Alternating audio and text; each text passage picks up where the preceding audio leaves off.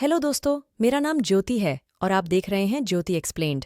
कहानी की शुरुआत होती है और हम एक लड़की को देखते हैं जो कि समुद्र में बहकर एक आइलैंड के किनारे पर आ गई थी। इस लड़की का नाम जैन होता है और इसके साथ इसका फ्रेंड भी यहाँ बहकर आ गया था। वह उसके पास जाकर उसे चेक करती है तो पाती है कि वह बुरी तरह से जख्मी था और कुछ ही देर में वह मारा जाता है। ये देखकर वह काफी परेशान हो जाती है और बाद में उसकी बॉडी को वहीं पर छोड़कर वह उस आइलैंड को एक्सप्लोर करने लगती है। लेकिन इस आइलैंड पर कोई भी नहीं होता। ये पूरा आइलैंड सुनसान था, यानी कि यह लड़की यहाँ पर फंस चुकी थी। इसके बाद जब वह आइलैंड में अंदर जाती है तो उसे एक जगह पर एक थैला मिलता है जिसके अंदर उसे एक लेडीज का पर्स और कुछ बच्चों का सामान मिलता है। यहाँ उसे एक मेडिसिन भी मिलती है जिसमें 1994 की डेट लिखी हुई थी, जिससे जैन को समझ आता है कि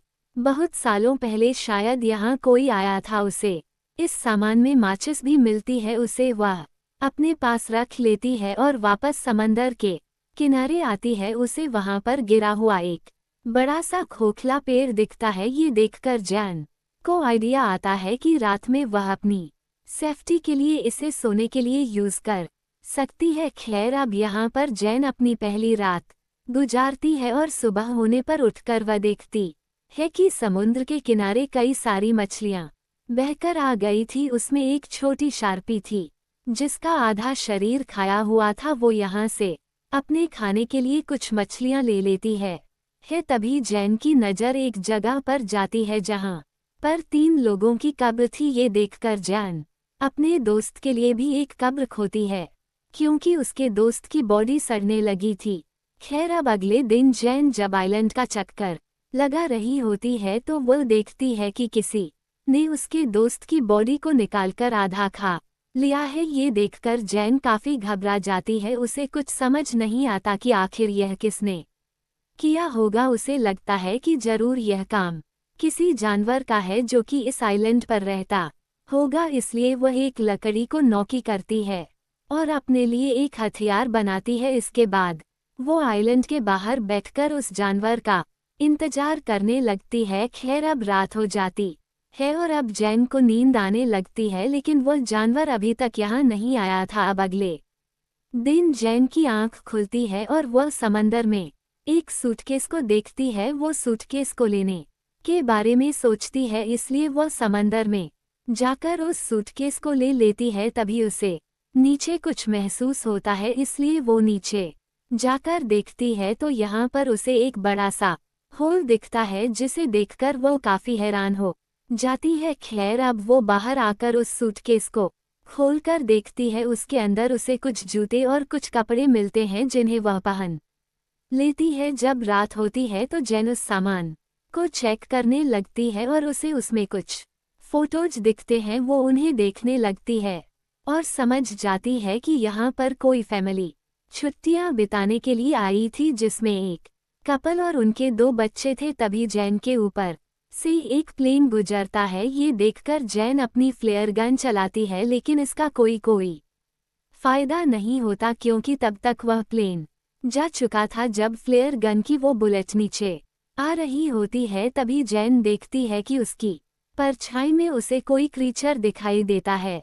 ये देखकर वो काफी घबरा जाती है और आइलैंड की तरफ भागने लगती है और एक जगह पर जाकर छिप जाती है। वो क्रिएचर यहाँ आकर जेन को ढूंढने लगता है। इससे जेन और भी डर जाती है और आज की रात इसी तरह से बीत जाती है। अब अगली सुबह जेन फिर से उन्हीं फोटोज को देख रही होती है और वह एक फोटो में 2 चमकती हुई आंखों को नोटिस करती है, जिससे वह समझ जाती है कि यह वही क्रिएचर है जिसे मैंने कल देखा था और शायद किसी ने इस फैमिली को मारा होगा। ये देखकर जैन और भी ज्यादा डर जाती है और अब वो किसी भी तरह से इस आइलैंड से निकलना चाहती थी। अब इसके बाद वह सूटकेस को खोलती है और उसमें अपनी लाइफ जैकेट डालती है ताकि उसके सहारे वह तैरकर यहाँ से बाहर निकल जाए। इसके बाद वह सूटकेस में बैठकर यहाँ से निकलने की कोशिश करती है, लेकिन वह सूटकेस पलट जाता है। अब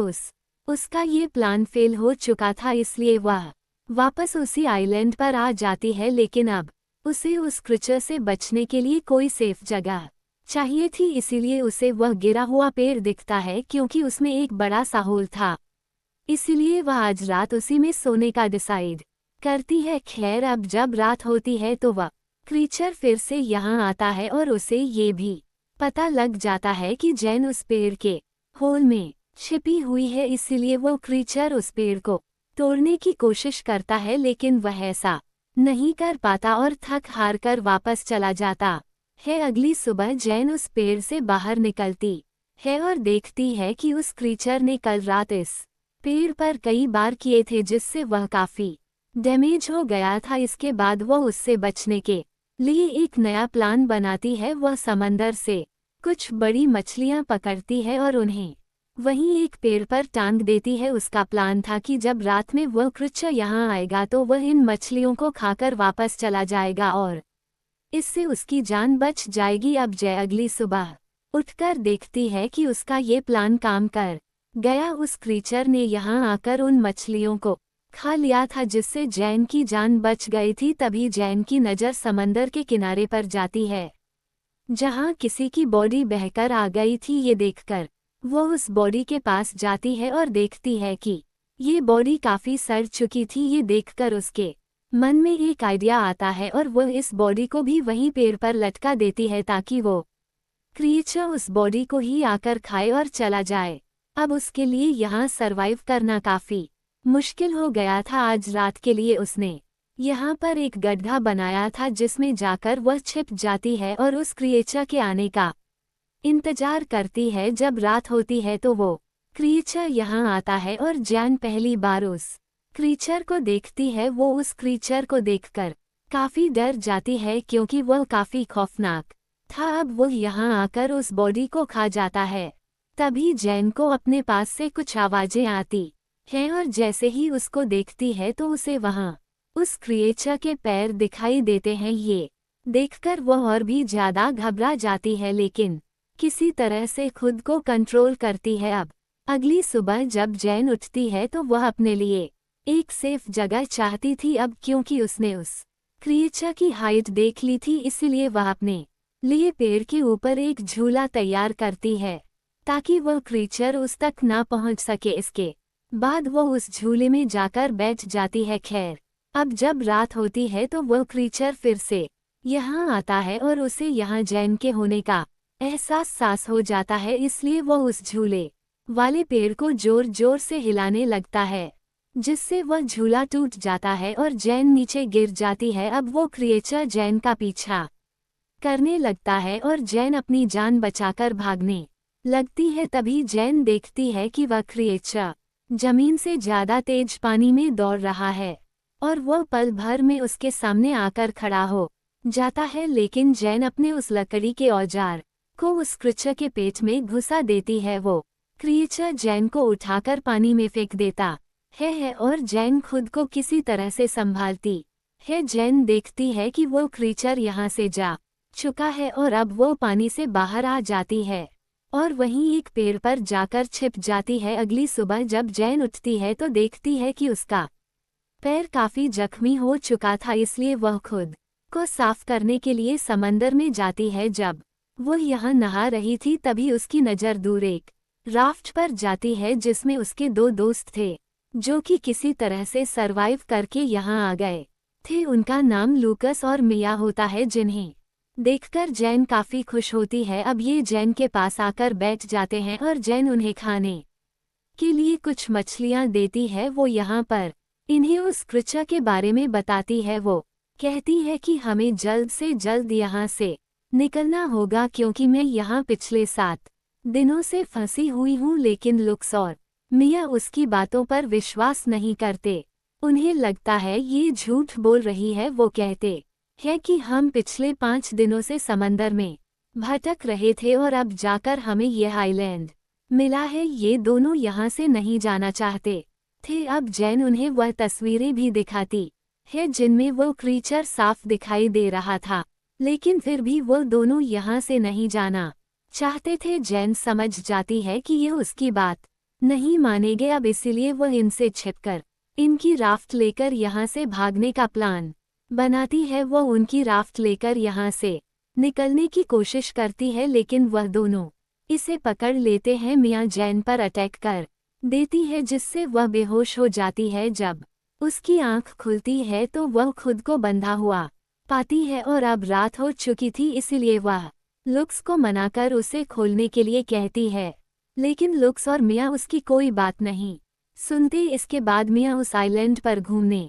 के लिए जाती है और लुक्स वहीं जैन के पास रुकता है। इधर जब मियाँ वॉक कर रही थी तो वो क्रीचर पानी से निकलकर उस पर अटैक कर देता है। उसकी आवाज सुनकर लुक्स तुरंत वहां पर जाता है, लेकिन वह क्रीचर मियाँ को पानी में खींच कर ले जाता है और उसे मार देता है। ये देखकर लुक्स बहुत डर जाता है। वह डर कर एक पेड़ पर चढ़ जाता है। अब सुबह हो जाती है, लेकिन लुक्स उस पेड़ से नीचे नहीं आता। अब उसे जैन की बात समझ आ चुकी थी। जैन उससे कहती हैं कि देखो, वो क्रीचर सिर्फ रात में आता है, वह दिन में बाहर नहीं निकलता। ये बात सुनकर लुक्स पेड़ से नीचे आता है। अब जैन लुक्स से कहती है कि हमें जल्द से जल्द इस आइलैंड से निकलना होगा। अब लुक्स उसकी बात मानने के लिए तैयार था। अब ये लोग कुछ मछलियाँ और कुछ नारियल अपने साथ ले लेते हैं। वो अपने सभी सरवाइव करने के सामान को रख लेते हैं। यहाँ पर लुक्स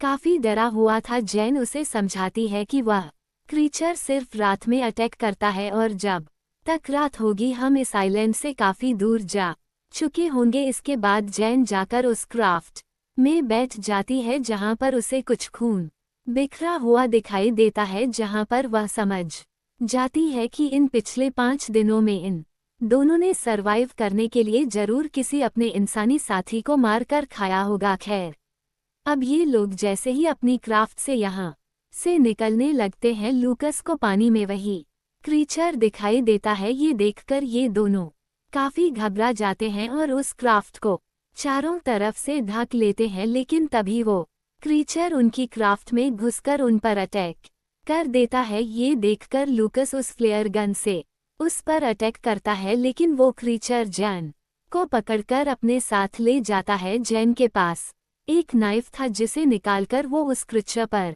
कई बार अटैक करती है, लेकिन तभी लुक्स भी जैन को बचाने के लिए पानी में आ जाता है। ये देखकर वह क्रीचर जैन को छोड़ देता है और लुक्स को पकड़ लेता है। वो उसे लेकर अपने उस बड़े से होल में चला जाता है। ये देखकर जैन किसी तरह से तैरकर फिर से उसी आइलैंड पर पहुंच जाती है। जैन को लुक्स की मौत का काफी दुख होता है, इसलिए वो उस क्रीचर का सामना करने का डिसाइड करती है। इसके बाद वह वहां पड़ी लकड़ियों से कई सारे नुकीले हथियार बना आती है, लेकिन यह औजार उससे कम नुकीली लगते हैं, इसीलिए वो वहां की ग्रेप को खोदकर और उसमें से कंकाल को निकालकर उनसे काफी नकील हथियार बनाती है। वो उस क्रीचर को आग में जलाने का प्लान बनाती है, इसलिए वो वहां पड़ी सूखी झाड़ियों को इकट्ठा करती है और उनसे घेरा बनाती है। अब उसने अपने ट्रैप को तैयार कर लिया था। खैर, अब कुछ देर के बाद रात होती है और वह क्रीचर यहाँ आता है, वो भी उसी जगह पर जहाँ उसने ट्रैप लगाया था। तभी जैन यहाँ जाड़ में आग लगा देती है, जिससे वो क्रीचर आग में फंस जाता है और अब जैन अपने उन नौकी हथियारों से उस क्रीचर पर अटैक करने लगती है, जिससे वो क्रीचर काफी घायल हो जाता है। लेकिन अब वह जैन को पकड़ लेता है, लेकिन जैन उस पर अटैक करके भागने लगती है। तभी वह क्रीचर उसके सामने आ जाता है, लेकिन अब वह काफी जख्मी हो चुका था, इसलिए वह वहीं पर गिर जाता है। ये देखकर जैन उस पर बहुत सारे सटिप करती है और बाद में उसका गला काट देती है। इसके बाद अब हम देखते हैं जहां जैन ने आग लगाई थी, उससे पूरा आइलैंड जलने लगा था। यानी कि अब इतनी बड़ी आग को देखकर कोई ना कोई जैन को बचाने के लिए यहाँ जरूर आ जाएगा, इसीलिए जैन ने ऐसा किया था। और अब इसी के साथ यह मूवी यहाँ पर खत्म हो जाती है। ऐसे ही कहानियां देखने के लिए मेरा चैनल सब्सक्राइब करें, ताकि जब भी कोई वीडियो अपलोड हो तो सबसे पहले आप देख सके। धन्यवाद।